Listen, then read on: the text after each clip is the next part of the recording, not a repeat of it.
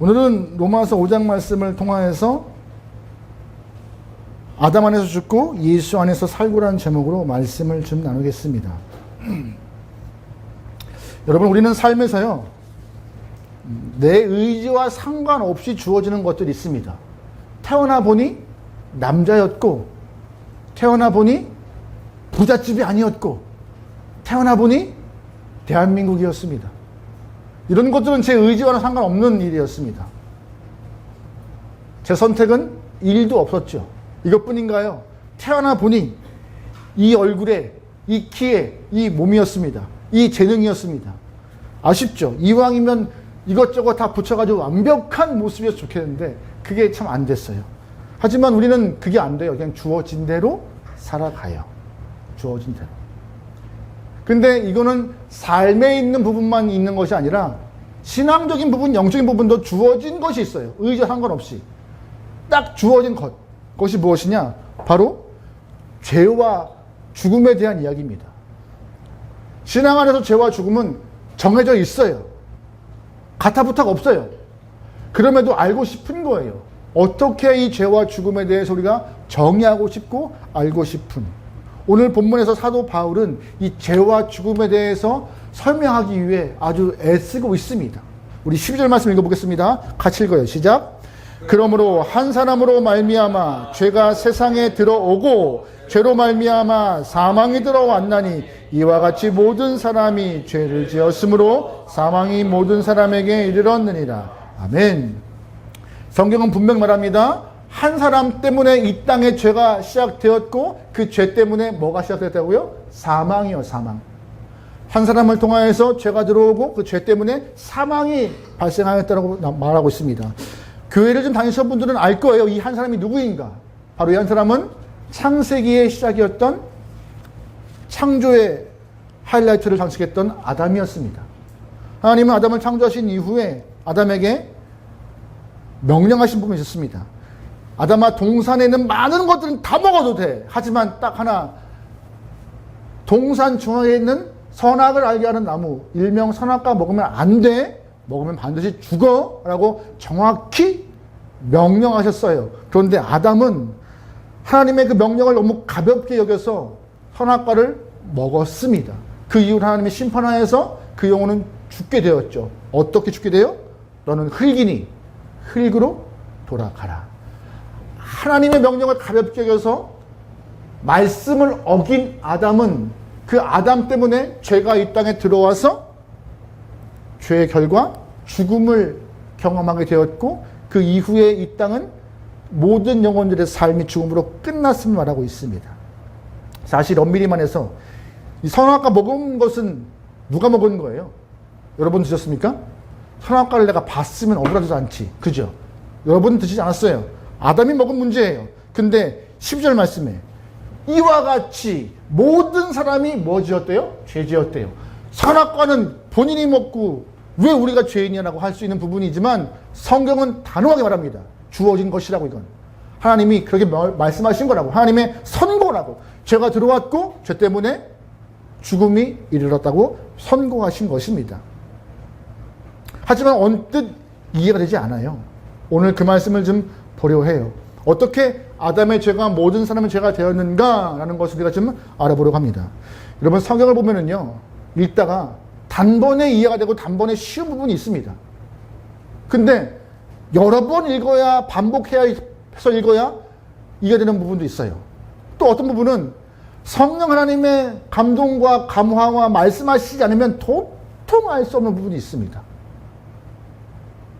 사도 바울도 고린도 교회 성도들에게 편지 쓸 때 그 고린도 교회 교인들을 너무나 어린아이 같이 여겨서 말씀을 주는데 어떻게 말씀 주느냐? 밥과 같이 딱딱한 말씀이 아니라 어머니의 젖과 같은 말씀을 주었다라고 고린도전서에 말하고 있어요. 무슨 말이에요? 믿음 안에서 어린 믿음이 있다라고. 그 어린 믿음을 통하여서 말씀을 볼 때 이 말씀이 다 이해되기 어렵다는 말을 사도 바울이 하는 것이고, 그래서 고린도 교회 교인들에게는 젖과 같이 아주 흐물흐물한 말씀을 주었다라고 바울은 말하고 있는데, 오늘 말씀이 그런 말씀이에요. 어떤 말씀이에요? 어려운 말씀. 어려운 말씀. 이왕이면 쉬우면 좋겠는데 갈수록 로마서가 어려워지네요. 여러분 그래도 포기하지 맙시다. 가보죠. 우리는 그래도 레위기도 끝난 교회입니다. 레위기도 끝낸 교회예요. 네.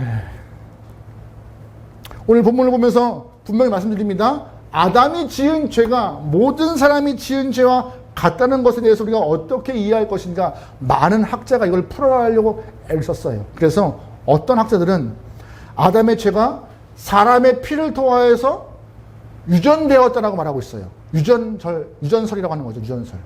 사람의 피를 통하여서 유전되었다. 근데 이 말은요, 위험한 말이에요.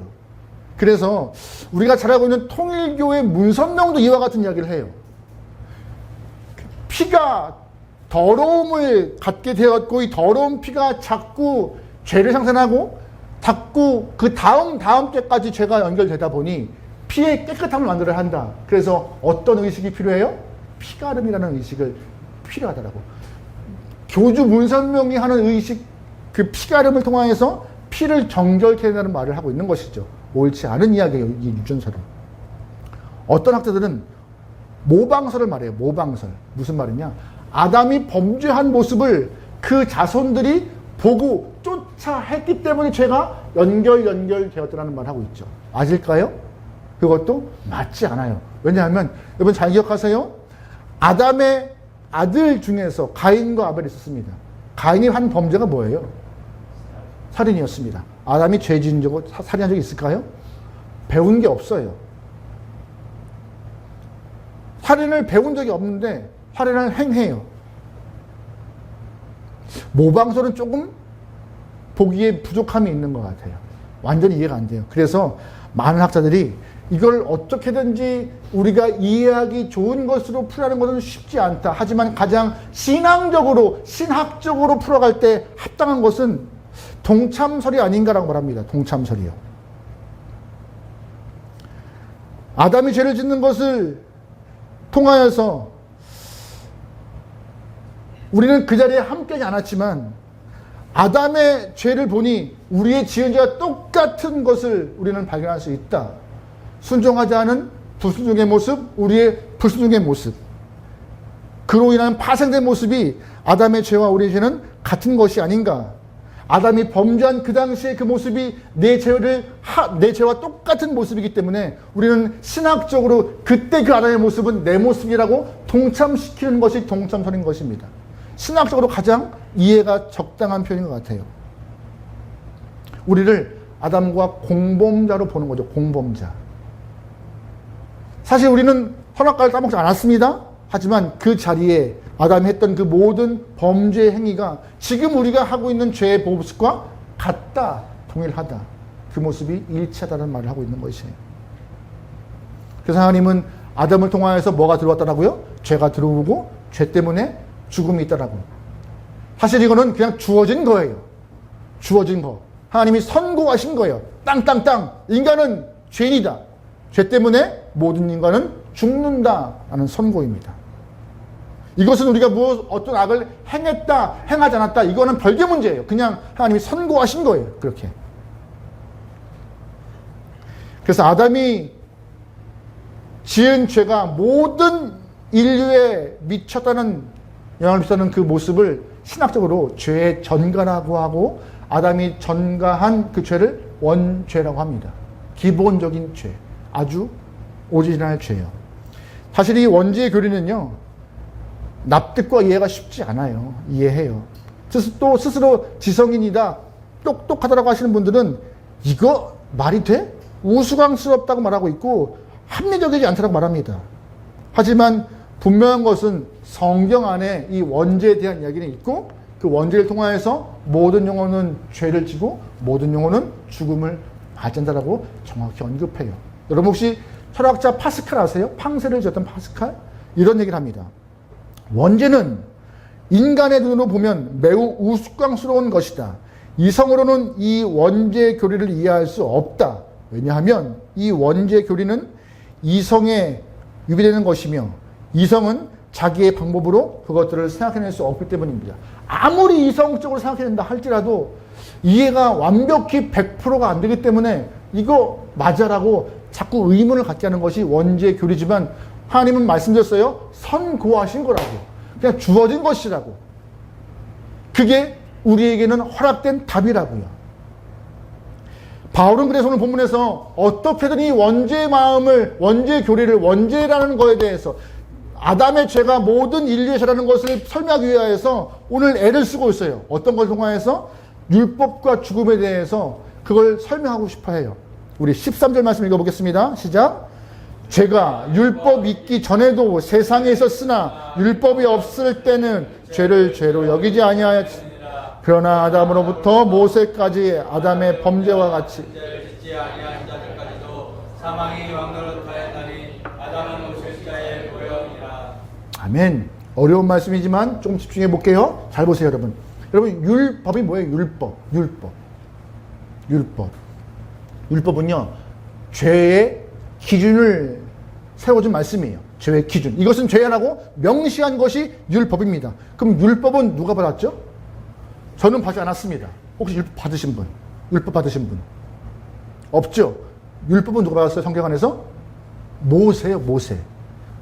그럼 질문 드려볼게요. 모세가 율법을 받을 때부터 이것은 죄라고 명시했습니다. 그러면 율법이 받기 전에는 죄가 없었을까요? 없었어, 있었어요. 근데 그거를 죄로 여기지 않은 것이죠. 율법이 오는 순간부터 이것은 죄라고 명시하신 것입니다. 그 전까지는 죄가 있었음에도 죄인가? 죄가 아닌가? 그냥 뭐 본능대로 살아가는 것이 맞지 않을까? 이렇게 됐던 것입니다. 한 예가 탐심이에요. 여러분, 탐심 뭐예요? 탐심. 갖고 싶은 욕망입니다. 여러분, 갖는 것이 죄입니까? 죄 아니에요. 왜 아니야? 죄 갖고 싶으면 가져야죠. 그런데 갖기 위하여서 뭐 하면 죄인 거예요? 뺏고 도둑질하고 그 욕심이 과하여서 삶이 무너지면 그거는 죄인 것입니다. 율법은 탐심을 죄라 해요. 그러면 성경 안에서 율법을 받았던 그 모세 시대 때 탐심이 죄라는 것을 아는 순간 그때부터 탐심이 죄였을까요? 하나님이 창조할 때부터 갖고 있던 인간의 본능과 마음과 그 탐심은 죄가 아니었을까요? 죄였던 것이에요. 이미 태고 쪽부터. 왜? 아담은 먹고 싶었고 갖고 싶었고 하나님이 금한 것에 대해서 욕심을 냈으니 그 탐심은 죄라는 거였어요. 율법이기 전부터. 이해하세요? 항상 그러면 똑같이 성경은 우리를 죄인이라 하고 죄의 삭은 뭐라 말해요? 사망이라 합니다. 사망이라 말해요? 죄의 삭은 사망이라 말하는 순간 사람들은 죄 때문에 죽는구나라고 우리는 인식해요. 그럼 이 전에 죄의 삭은 사망이라고 하나님이 못 받기 이전에 죄의 삭은 사망이 아닌가요? 똑같이 사망은 죄의 결과라고 우리는 인지를 못했지만 말씀 가운데 인지하는 거예요. 이제부터 죄가 없던 것이 아니라 사망이 없던 것이 아니라 사망의 이유는 분명하게 죄이기 때문에 우리는 죽을 수밖에 없는 것이더라고. 우리가 죽는 이유가 그냥 생물학적으로 나이를 다 먹어서 죽는 것이라고 말하면 좋겠지만 신앙적으로 볼 때 그렇게 단순히 말할 수 있는 것이 아니라는 것이에요. 성경 안에서 죽음은 죄의 결과이며 그 죄의 결과 때문에 많은 사람들이 한 명 예외 없이 다 죽음을 맞이하게 되었더라고. 누구 때문에? 아담 때문에. 일명 예외 없이 다 아담을 통하여서 죽음을 경험할 수 없게 되었던 우리가 이 자리에 있다는 것이죠. 그러면 마지막 질문 드립니다. 죄의 삭은 뭐예요? 사망입니다. 여러분 죽으시죠? 나는 불사입니다라고 고백하시는 분 계세요? 그러고 싶습니다. 이왕이면 지금 같은 모습 팽팽하게 좀 덜 주름 있을 때 이 모습으로 믿고 싶어요. 근데 우리는 그렇지 않아요. 다 죽어요. 그럼 우리는 죄인이 아닐까요? 성경은 죄의 삭은 사망이라고 못 박았습니다. 하나님 선고했어요. 나는 죽어요. 고로 우리는 뭐라는 거예요? 죄인이라는 거예요. 아담으로부터 흘러온 죄가 내 삶을 지배했고 삶에서 말씀과 엇나간 삶을 살아났던 우리의 모습은 죄 때문에 주님과 같이 할 수 없는 죄인이 되어 죽게 되었다고 말하고 있는 것입니다. 어렵죠? 어려워요. 다음에 또 할 거예요. 듣고 들으면 되겠지. 근데 이것만 설명하지 않아요. 바울도 아마 그랬을 거예요. 이거를 써서 이해를 할까? 어려울 텐데 하면서 한 가지 이야기를 더 합니다. 어떤 이야기냐? 율법과 이 탐심에 대해서만 설명하지 않고, 율법을 통하여 죽음을 설명하지 않고, 아담의 이 잘못된 부분에 대해서 대표성을 갖고 얘기해요. 대표성. 제가 간혹가다 말씀드린 것이 있어요. 대표성의 원리라고요. 성경은 큰 원리가 몇 개 있는데 그 중에 하나가 이 대표성의 원리가 있다라고. 아담이 인류의 시작이니 그 인류의 시작된 아담을 뭐로 세우는 거예요? 대표로. 대표가 죄를 지어줬으니까 모든 사람이 다 죄 아래 있다고 말하고 있는 것입니다. 여러분 축구 좋아하시죠? 축구. 특별히 우리가 한일전 하면은 아주 목숨 거는데, 요즘엔 또 손흥민 선수가 미국 가서 열심히 축구해서, 오늘 축구했나요? 안 했어요? 요즘에 그 낙수 하는 것 같아요. 축구 보는 낙수. 근데 특별히 한일전 축구는 피특입니다.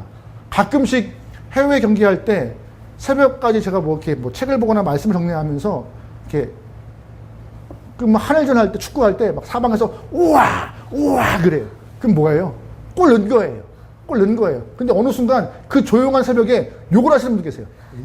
그럼 뭐예요? 먹은 거야. 나는 보지 않아도 다 알아. 다 알아. 다 알아. 다 알아. 그런데 만약에 우리가 축구에서 이겼습니다. 그럼 누가 이긴 거예요? 그럼 누가 이긴 거예요? 사실 그 축구는 11명이 이긴 거예요. 내가 이긴 거 아니에요. 나는 축구장도 안 갔어요. 11명이 이긴 건데 우리는 그 대표 선수가 뛰어서 우리나라가 이겼다고 얘기하는 거예요. 같은 원리인 거예요. 여러분, 우리가 1945년 일본의 천황이 항복을 했죠. 근데 일본 천황이 미국 함정에 가서 항복 문서에 사인했습니다. 그건 개인 사인이에요. 근데 그만큼 개인이 아니라 나라를 대표하는 사인이기 때문에 항복에 대해서 공식적인 힘을 갖는 거죠. 마찬가지입니다. 아담을 대표로 세운 것은 하나님이 형상으로 지으셨던 그 아담이 처음 인류의 시작이었고, 그를 통하여서 하나님은 생육과 번성을 완화하셨기 때문에 아담은 모든 인류의 시작이 되었고 시초였습니다. 근데 그가 뭘 범한 거예요? 죄를. 인류의 시작과 대표성을 띈 영혼이 죄를 범하였으니 그 이후에 모든 영혼을 또한 다 어디 아래 있다? 죄 아래 있다라고 말하고 있는 것이 성경의 이야기입니다. 이게 좀 더 쉽죠? 좀 더 쉽죠? 오죽하면 오늘 본문에서 아담과 죄에 대한 관계를, 죽음에 대한 관계를 아주 심각하게 말하기 위해서 본문 가운데 5분이나 말하고 있어요. 연거퍼서. 15절 말씀에 한 사람의 범죄를 인하여 많은 사람이 죽었은즉, 16절 말씀에 심판은 한 사람으로 말미암아 정죄에 이르렀으나, 17절 한 사람의 범죄로 말미암아 사망이 그 한 사람을 통하여서 왕노릇 하였은즉, 18절 한 범죄로 많은 사람의 정죄에 이르는 것 같이, 마지막 19절 한 사람의 순종하지 아니함으로 많은 사람이 죄인 된 것 같이, 계속 뭐를 말하고 있어요? 한 사람의 죄, 한 사람의 죄, 아담의 죄를 통하여서 모두가 다. 왜 한 사람의 죄에 집중해요? 한 사람이 우리를 대표하기 때문에. 그 아담이, 대표성을 띤 아담이, 인류의 시작으로 대표성을 띈 아담이 죄를 범하여서 모두가 죄의 결과 죽음을 맞이하게 되었다라고 바울은 설명합니다. 근데 여러분, 감사한 건 뭔지 아세요? 이 대표성의 원리가 죄로 포함되지 않아요. 아담이 불순종하여서 죄가 들어왔고 그 죄 때문에 모든 영혼이 죽었지만, 반대로 한 사람의 순종을 통하여서 우리에게 뭐가 주어졌다고 얘기해요? 생명이, 영생이, 구원이 있다고 말하고 있습니다. 감사한 것은 한 사람의 죄 때문에 죽음도 들어왔고, 한 사람의 죄 때문에 우리의 삶에 어둠이 있지만, 정말 놀라운 것은 그 다른 한 사람의 순종을 통하여서 생명과 구원과 역삼이 있다라고 하나님은 우리에게 기쁜 말씀을 선포하고 계셨던 것이에요. 우리 18절 말씀 읽어보겠습니다. 같이 읽어요. 시작. 그런즉 한 범죄로 많은 사람이 정죄를 이룬 것 같이 한 의로운 행위로 말미암아 많은 사람이 의롭다 하심을 받아 생명에 이르렀느니라. 아멘. 한 의로운 행위로 말미암아 많은 사람들이 뭐에 이르렀대요? 생명이요. 생명. 이 말씀은 바울이 로마 사람에 했던 말이 아닙니다. 고린도전서 15장 말씀에도 아주 흡사한 말씀이 있어요. 같이 한번 읽어볼까요? 시작.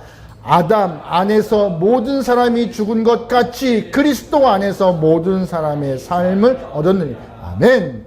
아담 안에서 뭐 했대요? 죽었대요. 아담의 후손들, 인류의 모든 사람들은 죽을 수밖에 없게 되었지만 감사한 것은 그리스도 예수 안에서는 삶을 얻은 은혜의 결과가 주어졌더라고. 한 사람의 의로운 행위를 통하여서 우리에게 생명이 있다라고 바울은 설명합니다. 질문 드려보죠. 한 사람의 의로운 행위가 뭡니까? 다 아실 거예요. 바로 예수님의 십자가 사건과 죽음인 것입니다. 때가 이르렀을 때 예수님은 이 땅에 태어나셨죠. 공생애가 시작되었고 먼저 세례를 받으셨고 그 이후에 모든 사람의 죄를 짊어지고 하나님의 뜻을 따라서 십자가 지셨습니다. 하나님의 뜻은 딱 하나였어요. 아들 예수가 십자가에 지심으로 인하여서 모든 사람의 죄를 다 짊어지고 가는 것이다. 내가 아들 예수의 십자가를 통하여서 모든 영혼의 죄를 용서하겠다라고 하나님은 뜻을 세우신 것이에요. 그런데 예수님도 막상 편하지 않았던 것 같아요. 십자가 지기 마지막에 하나님 가능하면 이 십자가 저한테 좀 벗어나게 하시고 지금 피할 수 있는 길을 주시죠. 하지만 내 뜻 아니라 하나님의 계획과 뜻대로 그냥 진행하셔도 제가 순종할게요 라고 하면서 기도를 마무리합니다. 어려운 길이지만 예수님은 하나님의 그 뜻을 이루기 위해서 순종하는 마음으로 십자가를 지고 죽으심으로 우리에게 허락된 죽음의 길을 생명의 길로 바꾸셔서 우리에게 영생이라 함은 큰 선물을 주셨던 것입니다. 우리 19절 말씀 볼게요. 같이 읽어요. 시작. 한 사람이 순종하지 아니함으로 많은 사람이 죄된 것 같이 한 사람이 순종하심으로 많은 사람이 의인되니라. 아멘. 21절. 이는 죄가 사망 안에서 왕노릇한 것 같이 은혜도 또한 의로 말미암아 왕노릇하여 우리 주 예수 그리스도로 말미암아 영생에 이르게. 아멘. 한 사람의 순종으로 의인이 되고 한 사람의 순종으로 영생을 얻었다라고 말하고 있습니다. 예수 그리스도의 순종을 통하여서 우리는 더 이상 이제 죄에 갇혀있지 않고 예수님의 십자가를 통하여서 우리는 뭐가 얻어진 거예요? 생명이 얻어졌다라고. 이 대표성을 갖고 있는 것입니다. 아담의 불순종으로 죄가 들어왔고 아담의 불순종으로 죽음이 임했지만 예수의 순종으로 생명을 얻은 것이 성경 안에서 선포된 대표성의 진리인 것입니다. 여러분이 십자가 지셨어요? 여러분이 못 박히셨습니까? 여러분이 채찍을 맞으신 거 아니잖아요. 심한 모욕 당하신 거 아니잖아요. 근데 내 대신 예수님이 이렇게 하심을 통하여서 우리에게는 무슨 길이 열린 거예요? 생명의 길이 열렸다고 말하고 있는 것이에요. 선악과를 따먹을 당시에 내가 없었지만 인류의 대표인 아담이 선악과를 따먹는 불순종을 통하여서 죄인이 되었고 사망을 끌어왔다면 십자가를 질 당시에 우리는 그 자리에 없었지만 예수님이 십자가 지심으로 우리의 죄가 용서받는 길이 열렸다라고. 그것이 성경 안에서 바울이 말하고 있는 바로 대표성의 원리인 것입니다. 아담은 우리를 죄인 만들었지만 예수님은 우리를 의롭다 함으로 바꾸신 분이십니다. 아담 안에 있으면 죽었지만 예수 안에 있으면 살아날 수 있다라고 바울은 선포해요. 아담의 불순종은 정죄와 죽음으로 마무리되지만 예수님의 순종으로 우리에게는 칭의와 영생과 생명이 있음을 성경은 말하고 있습니다. 그런데 여러분 잘 보세요. 이 아담의 대표성과 예수님의 대표성 가운데 큰 차이, 아주 결정적 차이가 있습니다. 어떤 걸까요? 아담이 한 사람의 범죄를 통하여서 모든 사람에게 죽음이 들어왔습니다. 모든 사람에게 죽음이 들어왔습니다. 모든 사람에게 죽음이 들어왔습니다. 잘 들으세요. 아담의 불순종으로 모든 사람에게 불순종이 들어왔습니다. 이건 자동적으로 들어온 걸까요? 아니면 선택적으로 들어온 걸까요? 자동적으로 우리는 모든 사람이 죄 안에 있게 되었어요. 아담의 불순종으로 인하여서. 이건 선택이 그냥 주어진 거예요. 설교 초반에 내 의지와 상관없이 그냥 주어진 거예요. 선고한 거예요, 하나님이. 딱 이렇게. 그런데 자동적으로 주어진 이 아래 하나님은 예수님의 대표성을 띠고 생명을 주시는 과정 가운데 자동적으로 다 우리에게 생명을 주셨나요? 아니에요. 뭐라고? 그때는 선택이라고요. 믿음이라는 선택이 필요하다고. 차이가 있는 것입니다. 모든 사람은 어쩔 수 없이 죄 아래 있지만 우리는 하나님의 약속을 믿고 예수 그리스도의 십자가를 믿으면 생명을 얻을 수 있다는 선택에 서 있는 것입니다. 여러분 어디에 서 계시죠? 아직도 아담의 대표성 밑에 서 계십니까? 아니면 예수님의 대표성 아래 서 계십니까? 여러분 지혜로운 사람은요 줄을 잘 쓰는 것입니다. 줄을 잘 쓰세요. 애매하게 가운데 서가지고 눈치 보지 마시고. 요즘 저한테 누가 자꾸 줄을 잘 쓰래요. 어떻게 줄 쓰는지 모르겠지만 줄 잘 쓰래요. 줄 잘 써야 합니다. 여러분. 잘 쓰세요. 이왕이면 여러분 신앙적으로 아담 아래에 있지 않고 예수 아래에 있어서 죄와 죽음의 왕노릇하지 않고 생명 안에 있기 소망합니다. 그것이 오늘 말씀에서 바울이 선포한 거예요. 그래서 설교 제목도 아담 아래에 있으면 죽고 예수 안에 있으면 산다라고 말씀하고 싶은 거예요. 제 얘기 아닙니다. 성경 안에 있는 이야기고 바울이 한 얘기예요. 요한복음 말씀 잠깐 읽어보고 말씀 마칠게요. 같이 읽어요. 시작. 영접하는 자 곧 그 이름을 믿는 자에게는 하나님의 자녀가 되는 권세를 주셨으니 아멘. 뭐 하는 자에게요? 믿는 자요. 믿는 자에게. 그냥 자동적으로 주시는 것이 아닙니다. 뭐 하는 자? 믿는 자. 하나님의 약속을 믿고 예수의 순종함을 통하여 십자가에 있으면 믿는 자. 요한복음 함장 말씀에 있는 말 또 있어요. 같이 봐요. 시작. 아들을 믿는 자에게는 영생이 있고 아들에게 순종하지 않는 자는 영생을 보지 못하고 도리어 하나님의 진노가 그 위에 머물러. 아들을 믿는 자에게는 뭐가 있어요? 영생이, 생명이, 구원이, 천국이 있다고 말하고 있는 것입니다. 뭐한 자? 믿는 자. 여러분 그 하나님의 삶의 길을 열어주신 예수님의 그 순종하심을, 십자가이심을 믿고 여러분의 줄이, 여러분의 라인이 아담 라인이 아니라 예수 라인 되어서 생명 가운데 아름다운 삶을 살기를 소망합니다. 예수님이 여러분 인생의 대표가 되셔야 우리의 삶이 바뀌어져요.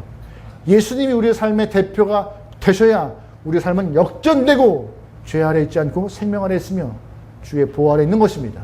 어디 아래 있어야? 예수 아래 있어야. 예수 대표성 아래 있어야. 여러분 피하 구분 확실히 하시고 예수 안에 있어서 주의 은혜 가운데 생명을 누릴 수 있기를 주님으로 축원합니다. 아멘.